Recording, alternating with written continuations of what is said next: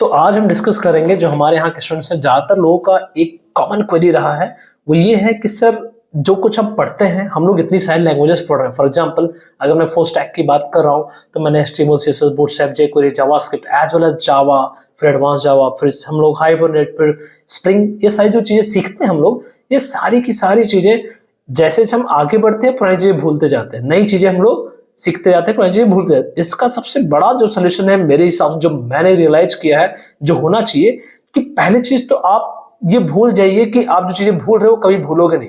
वो तो भूलना ही, वो तो ह्यूमन टेंडेंसी, आप भूलोगे ही भूलोगे। लेकिन अगर आप कोई भी प्रोजेक्ट उसी टाइम पे चालू कर देते हैं, फॉर एग्जांपल जब आप पढ़ रहे थे, फॉर एग्जांपल आपने 50% का कोर्स फिनिश कर लिया है और साथ साथ आप चाहते हैं पुराना भी याद रहे और नया चीजें भी आप सीखते रहें, तो ऐसे सिचुएशन पे आपके पास एकमात्र ऑप्शन होता है प्रोजेक्ट।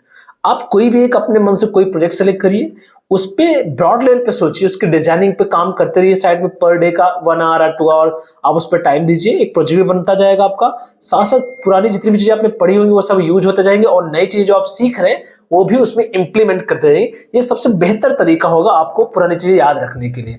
सो मेरे ख्याल से ये चीज आपको काफी हेल्प करेंगे। That's it.